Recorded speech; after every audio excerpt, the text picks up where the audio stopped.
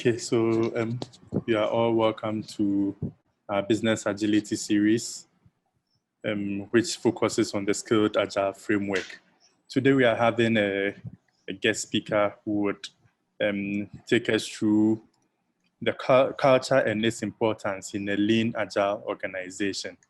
So today we are having Ula. Ula is going to take us through today's session. So I just hand over quickly to Ula to run the show. Ula, you are very welcome. Many thanks, Carlos, and thank you once more for having me. Right. Hi, everyone. As Carlos said, I am Ula, and I would go into a more proper introduction shortly about myself. And as Carlos said, we are going to be talking about, today's topic is going to be about culture and its importance in a lean, agile organization. But before we go on, I'd like to know, where you all are logging in from. So if you don't mind, putting in the chat box your location, that would be great so that we could acknowledge you. And one more thing, I would really appreciate it if you could turn on your videos. It's complicated enough having to deliver this talk remotely and not seeing your faces, not being able to gauge, if read the room and read the body language makes it a bit difficult to know when I'm passing across a point and when it's actually not coming through clearly.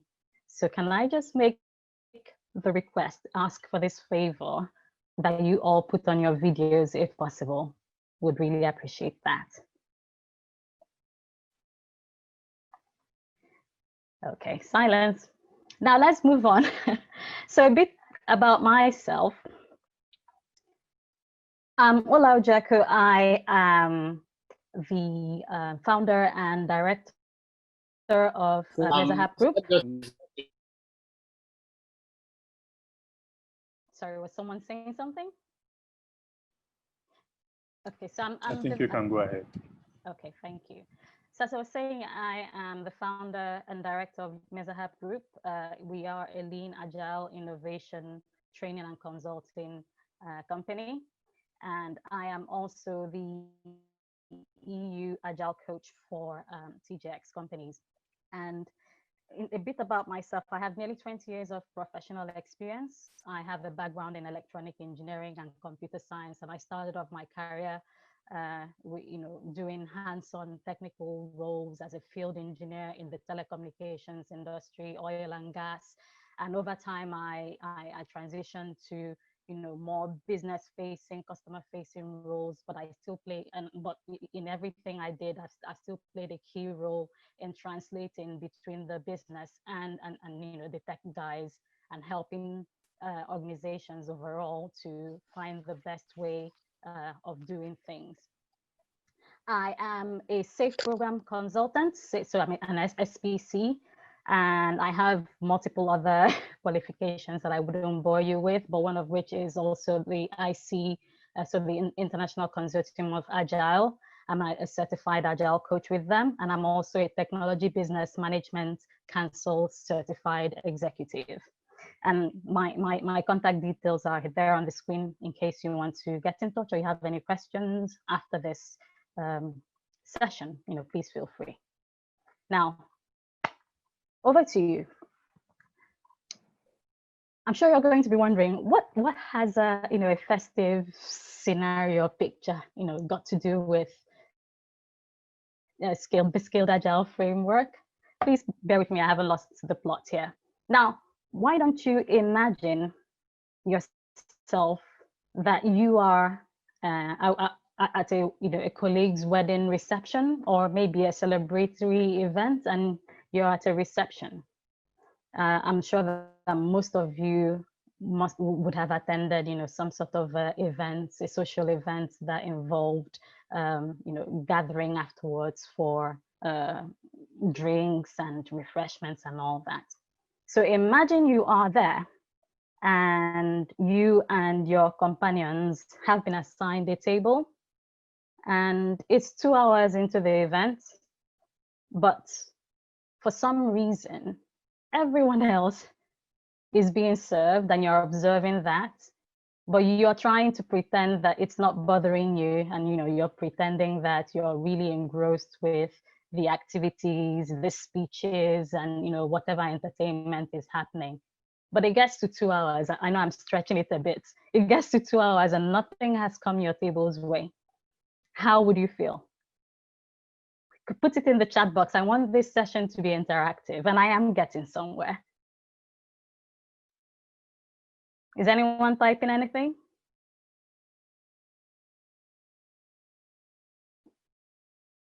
Carlos, Some people say they'll be agitated. Okay, agitated, understandably, as a human. Someone says they'll feel stupid. I totally identify, and it's happened to me before. Yeah. Okay, now 2 hours into the event, someone now finally notices that your table hasn't been, served or, or attended to, and a server is now assigned to your table, and you find someone wheeling a trolley full of goodies and refreshments your way. And guess what? You're the first person that, the server gets to. Now, let's just stretch the imagination a bit. I know that in some situations, the way of service might not necessarily fit this, but just for the sake of this story, let's go on. The server comes to you first amongst all the people on the table and hands you the appetizer with their left hand. Bear that in mind. So the question is, and I'd like you to type, what would you do? What would be your reaction?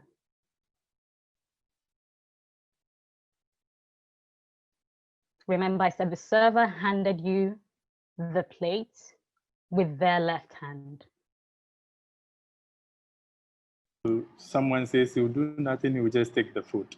Okay, pragmatic. Someone says they would reluctantly accept the food. Okay. Yeah. Now, thanks for your interaction and your feedback. Someone says they might feel the person is left-handed, so we'll just thank them and go ahead. Yeah. Oh, fantastic. Amazing. Now, I'm going to ask you why did you react the way, or why would you react the way you said you would?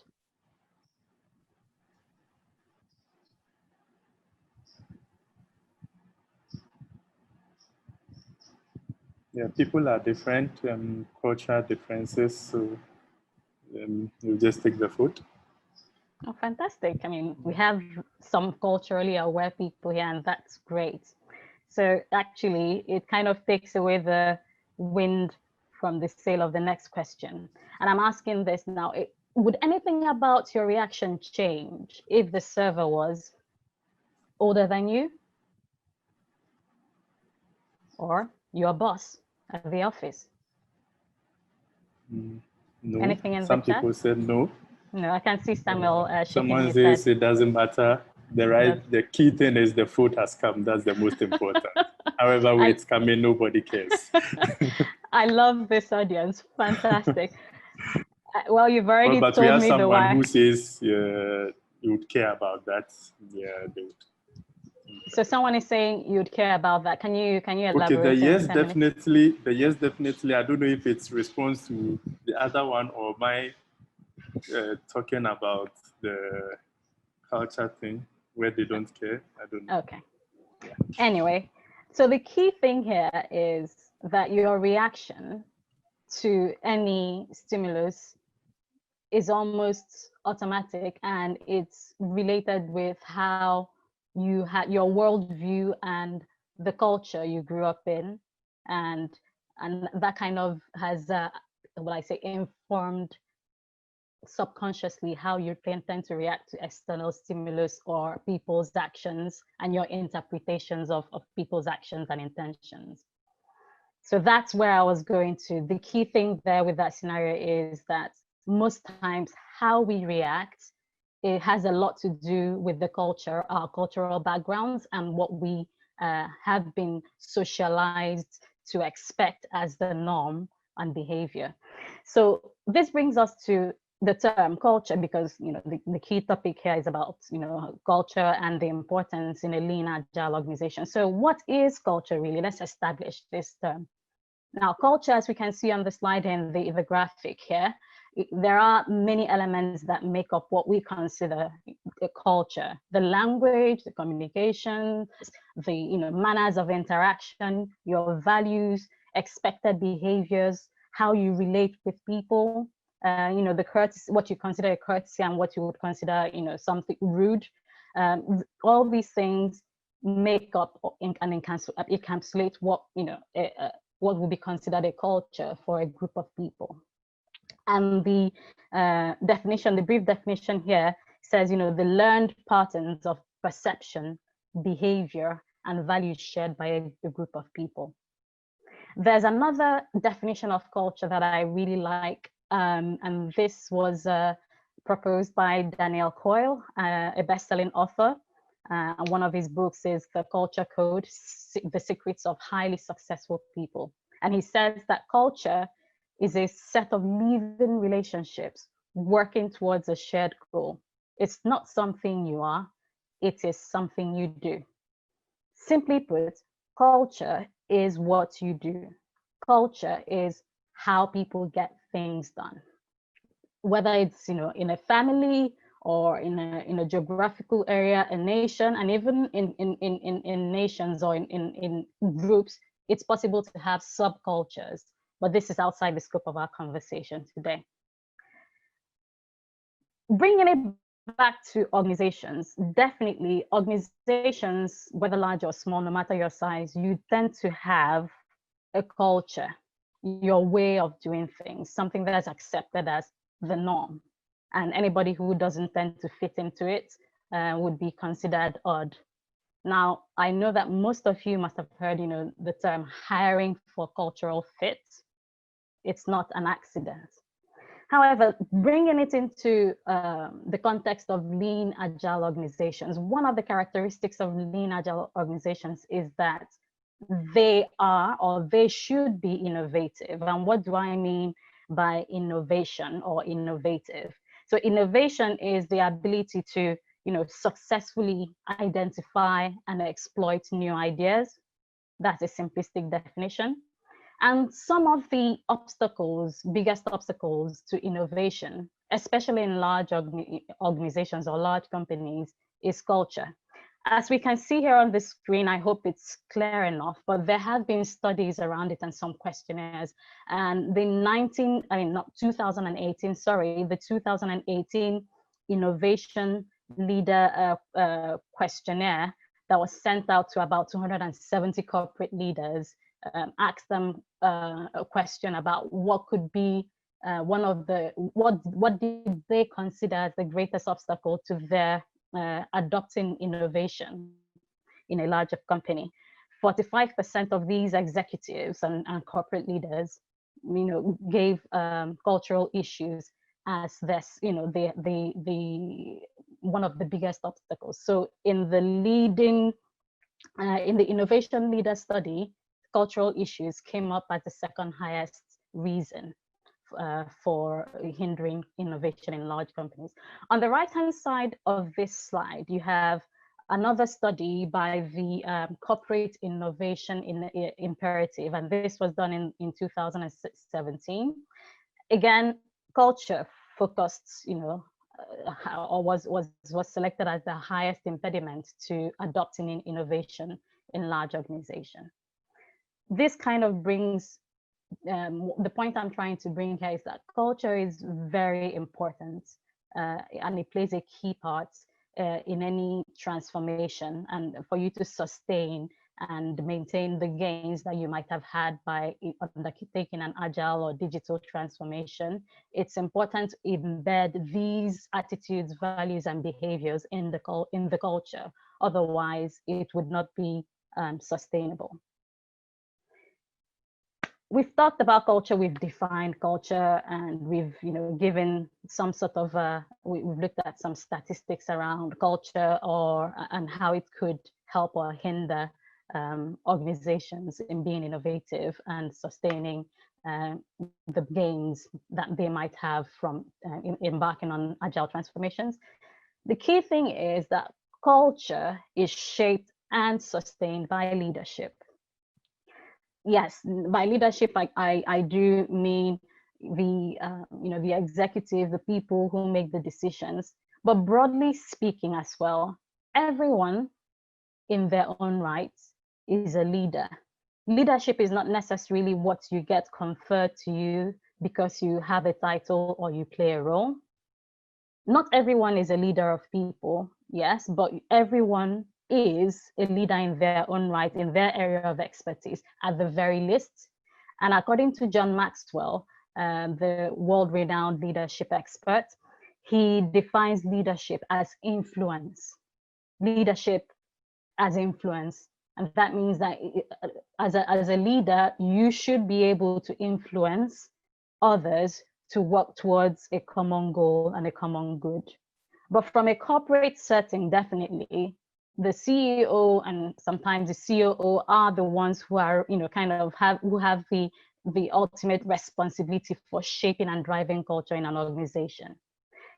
And when a culture is shaped and sustained by leadership, what happens is that the people observe the leaders. It's not just about what you say as a leader, it's also about what you do.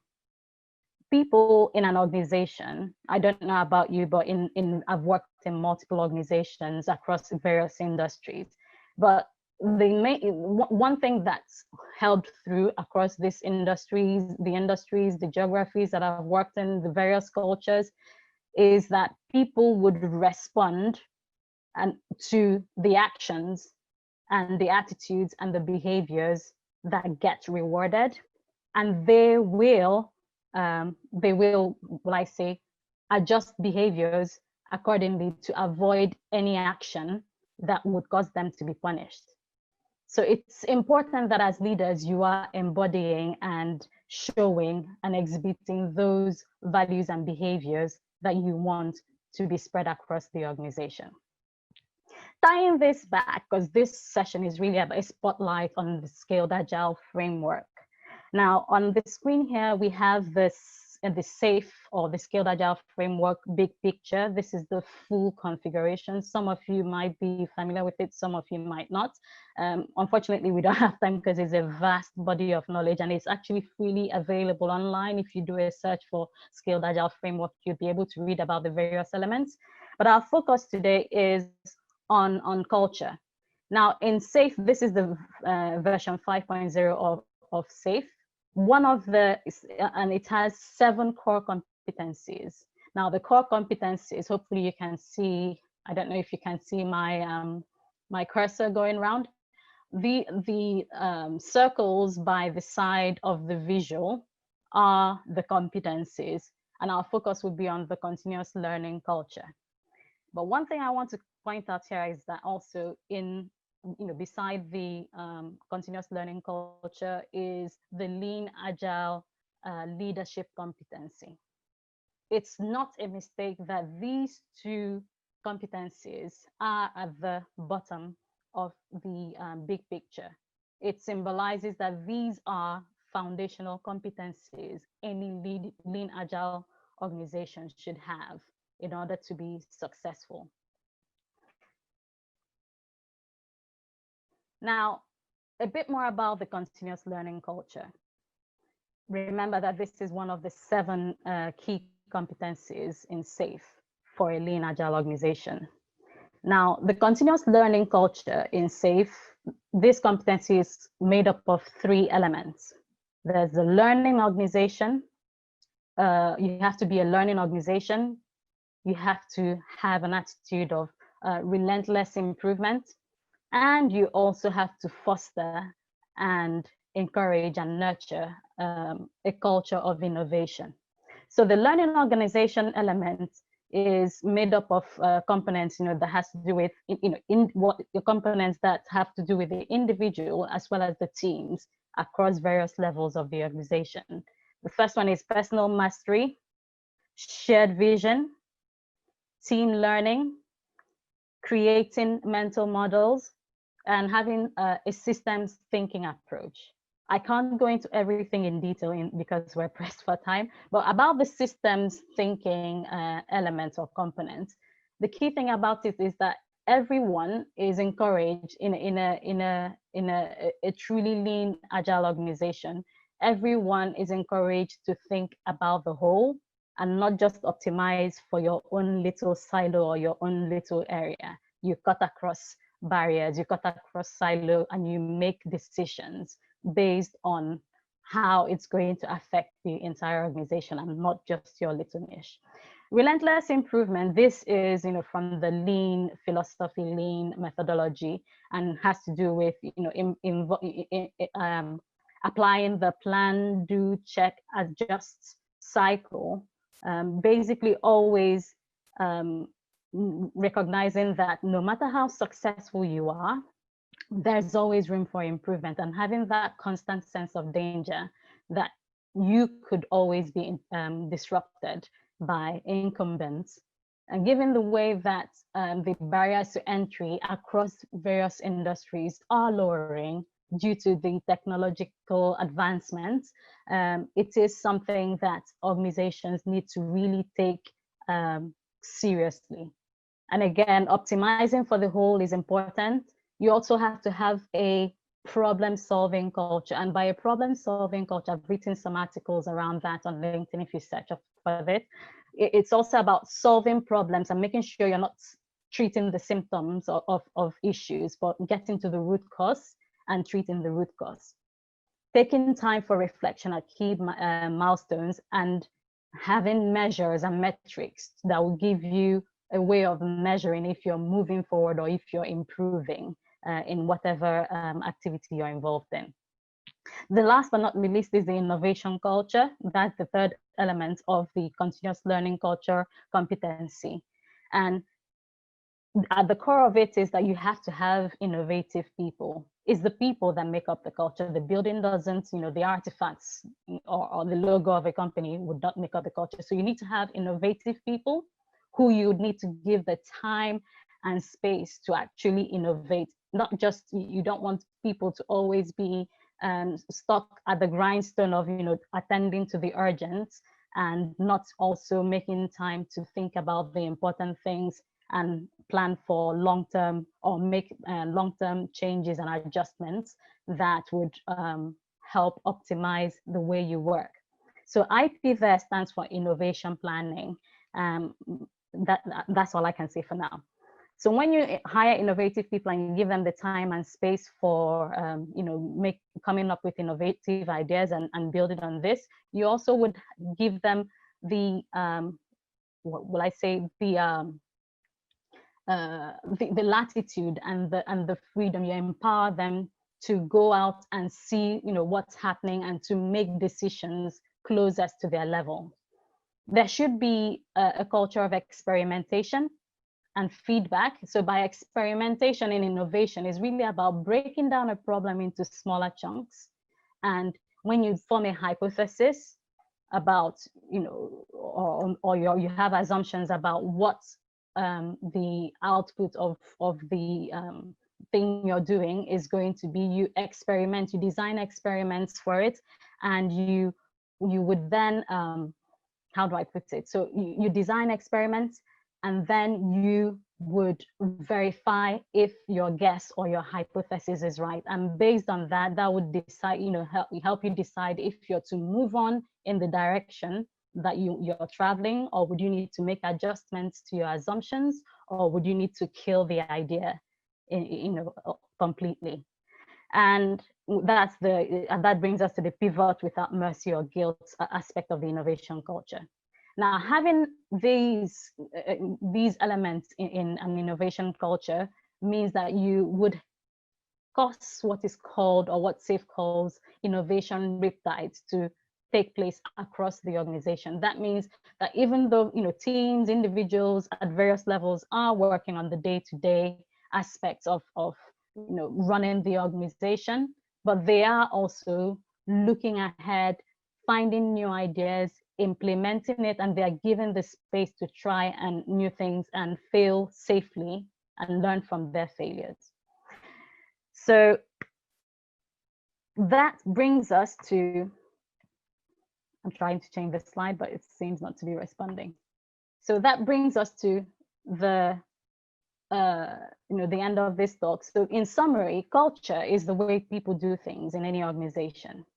And leadership plays a key part in shaping and maintaining organizational culture, because culture is what people do. And in the SAFE 5.0, the Scaled Agile framework, continuous learning culture is one of its core competencies. And with that, I will end the talk and open the floor for any questions. So please feel free to put your questions in the chat box, or you could unmute yourself and ask us the question. And Carlos, I hope you're okay with monitoring the chat function. Yeah, that's fine. So kindly put your questions in the chat box, or you can just unmute yourself and ask your questions. Yeah.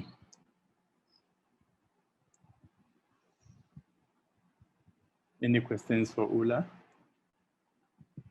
It might not necessarily be a question, maybe it could be just a comment or any discussion you would want to put across.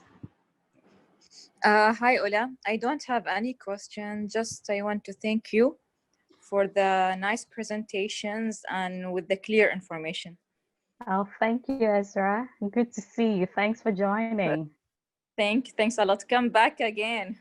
Oh, I miss you all too. I do miss you. Yeah, sorry, Ezra. I when I was in Oman, and so I helped the organization in Oman to pivot to SAFE and run the first couple of the PI events. Great to see you, Ezra. Thank you.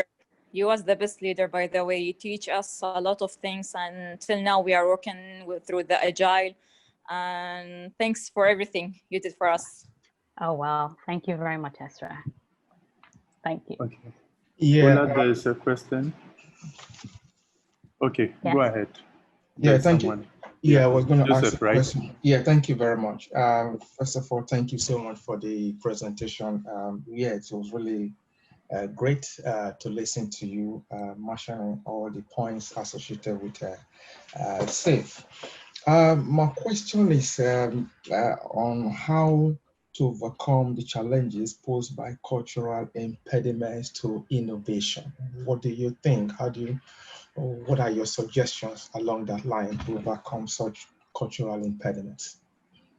That's a great question, Joseph. Joseph, right? Yeah. Yes. So your question is how to overcome cultural in the challenges posed by culture. Yes. And it's not an easy thing. There's this book by John P. Cotter titled Leading Change.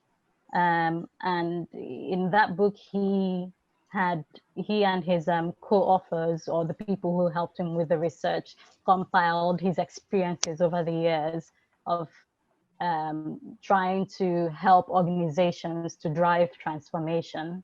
And based on his lessons, he made some recommendations. So I wouldn't go into every detail, but at the very beginning of any change, of any transformation initiative, it's important to note that there would always be people, or for the most part, the human nature is that people are adverse to change. That's true. We always like what's comfortable, what's familiar. But there are going to be a minority of people who are open to change, and these are called the early adopters. It's important to identify who these people are, the people who are naturally forward thinking and also have a positive reputation and some influence across the organization. And when you pick them, you call them, so Kotta calls them the guiding coalition. So having these people and getting their buy-in earlier on, and then in educating them and getting them to buy into the vision of the change and what it means for them, what it means for the organization, they would in turn be the ambassadors for the rest of the organization. And over time, you'd have people joining the bandwagon. But the key thing is that in addition to having these guiding coalition, or the people who make up your guiding coalition, there would also need to be a system, and a process, a repeatable process that would help these people to kind of do the things that involve, or that would help them with implementing this change. But most importantly, it's really about educating people and having them to have the mindset, the growth mindset that it's, open to learning. And this has to be embodied by the leaders. So it's not an easy thing. As according to Kota, and sorry if I'm quoting him, but he's really done some extensive work on it. Culture changes last. It's a long ride, and it's something that has to be done consistently over a long time before it becomes second nature.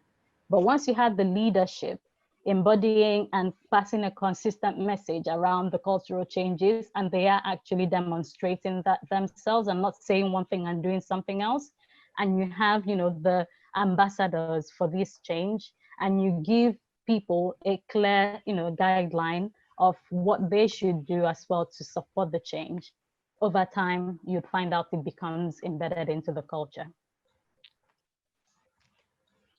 Yeah, thank you very much. You're welcome. Any other questions? Ula, there's one question. It says, okay, sorry. Go ahead, Fatima. Hi, dear Ula. Hi, Fatima. Hello, dear. Hi, you are looking great and very you. useful presentation. Thank you for the information and reminding us of all scaled agile framework. Thank you. I'm really honored that you make the time to join. As Isra said, really, you are the best consultant for the agile implementation, and we miss you very much. I miss you too. Thank you so much. I really appreciate that. Thank you. Ola, I have just one question. Maybe you have discussed this earlier, but as just a reminder, how can we manage the need to change, to have a change with the need to deliver fast and in a speed and quality manner? So your question, Fatima, is how can we manage the need to change? Yes. And, and balance this with the need to delivering, yes. It's not an easy question, and I'm sure that given your experience, and it's not easy. It's not an easy question, and there is no one way to cut it. But as with any change initiative or transformation, the common sense principle that you can't boil the ocean, holds true. You can't boil the ocean. So you have to take in that lean, agile mindset. You need to find out, explore the whole organization, and find out which area would it make the most sense to start the transformation with. And you identify the area and you start with that process, and then you could start small, learn quickly, and as you learn, you apply your learnings, and then you can increase in skill. Even in the scaled agile implementation map, which I'm sure you're very familiar with, Fatima, it does, one of the early steps is really about finding the guiding coalition, training the people, the leaders, the lean agile change agents, and then identifying your first art. So just start with a small area, identify the people who are going to make up the first arts, or the value stream, train them, and then quickly start implementing and working in an agile way with that area, whilst leaving the rest of the organizations as they are. And as you're learning, you can then bring on board other areas of the organization. So that's how you would balance speed. You don't want to break everything, but you start small and you scale up. I hope that answers your question. Yes, very much. Thank you, dear. Thanks. Thank you very much, Fatima. Yeah. So I don't know how we're doing for time, Carlos, but I'm happy to answer. I think we are gone past our time, but there are two questions I would like you to tackle. One says, how do you deal with stakeholders who may not want any change that innovation brings in for fear of job loss? Yeah. That's a valid question. You're saying, how to manage stakeholders who don't want change because they are afraid it will affect their jobs. So there is this, I've forgotten who originally said this, but there's this statement that everyone goes around with a big sign saying WIIFM. what's in it for me. So how to manage stakeholders is really going to be, it's about taking on the basic principles of negotiation. A good negotiator would, first of all, seek to understand the other side. What do you want? What are you after? What are your concerns before you now state your own objectives and goals? And the best way to win out over any stakeholder, and this is in practice, having worked professionally for nearly 20 years, is always putting yourself, coming from a place of empathy, trying to understand the person's point of view, their concerns, and if these could be addressed. And of course, addressing them where possible, and if not, being frank with them. But people tend to respond better when they know that they've been heard and when they've been listened to. So that's the common sense approach. Of course, it's not a one size fits all. It depends on the context, and there could be several other factors involved. But the key thing is treating people as people with respect, empathizing, and making sure you take the time to understand their viewpoints, their concerns, and you address these. That would win over most people. Okay, thank you. One last question. Okay, sorry. Is it UM? Yeah, but come on, Don Carlos, go ahead, man.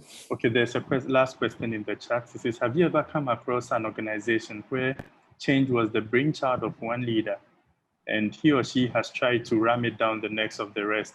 How did you advise them of a bottom-up style of change? Now, that's an interesting question.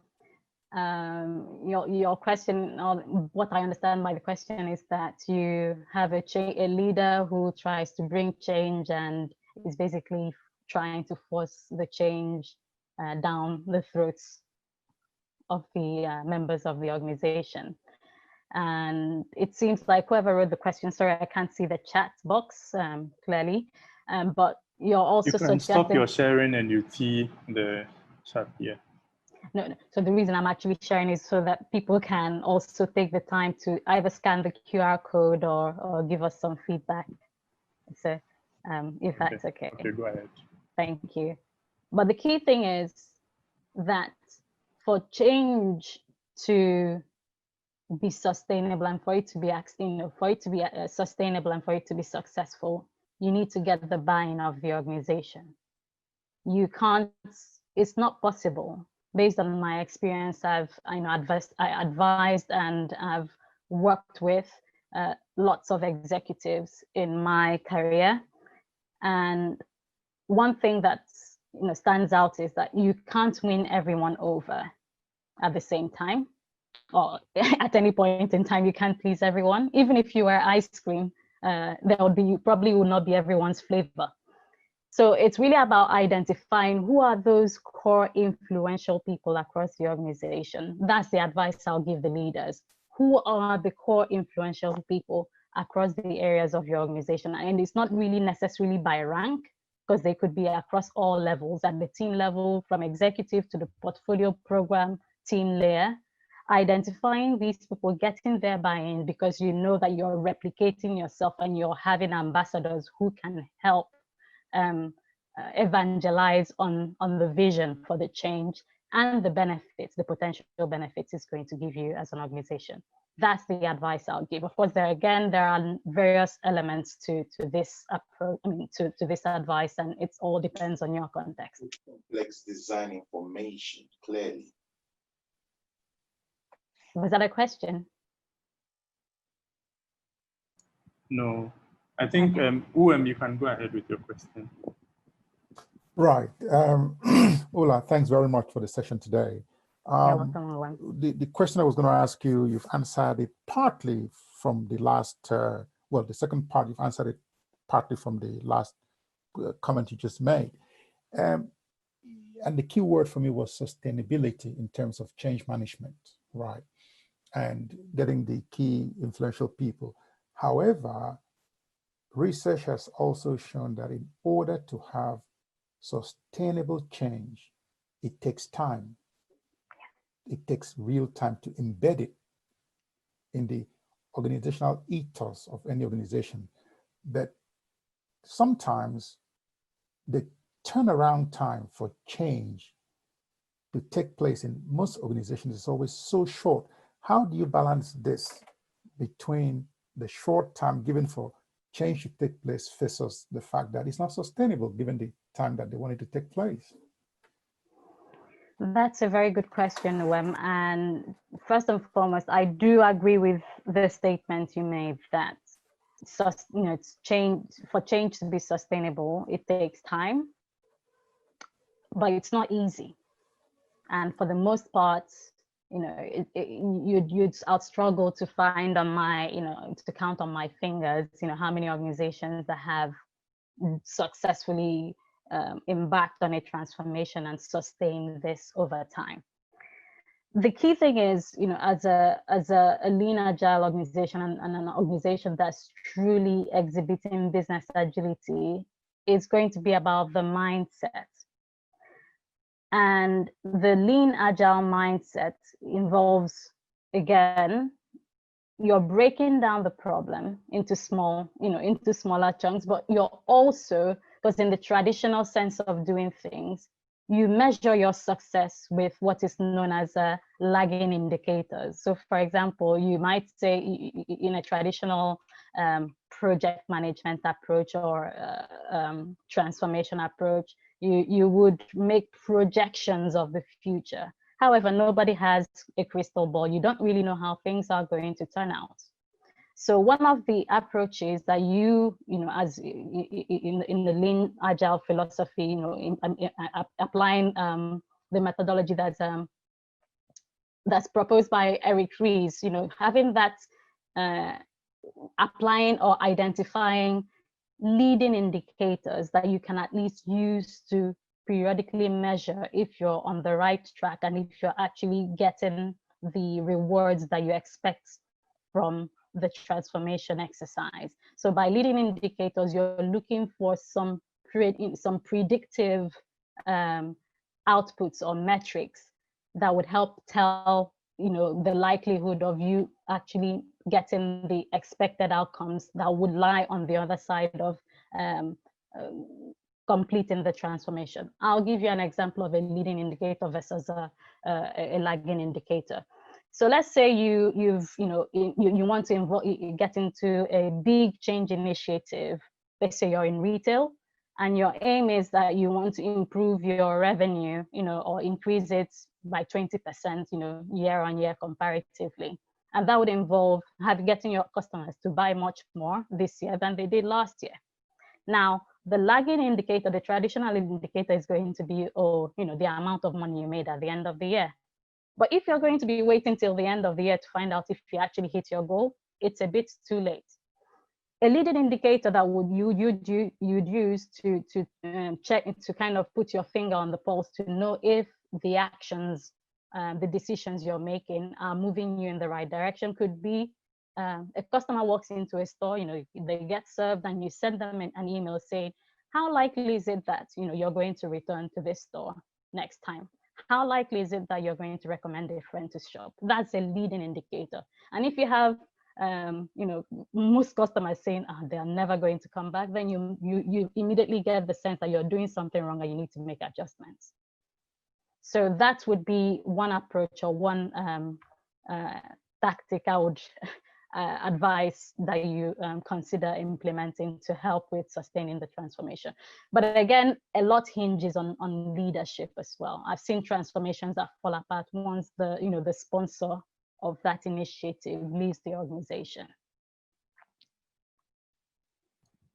Well, thank you very much.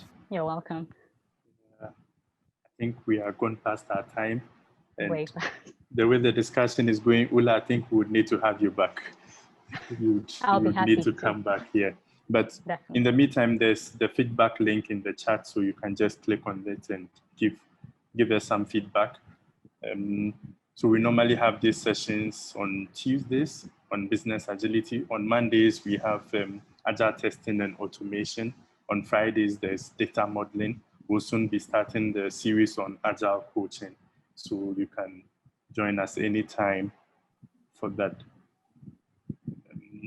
So if there are no more questions or discussions, I think we would end our session here.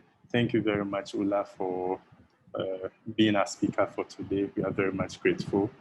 Many thanks for having me, and a big thank you to William Corson as well, who is the director of the Lean-Agile Technology and Training for giving me the invite to come and speak. And Carlos, thank you for being fantastic as well, a fantastic host. And thank you everyone for joining.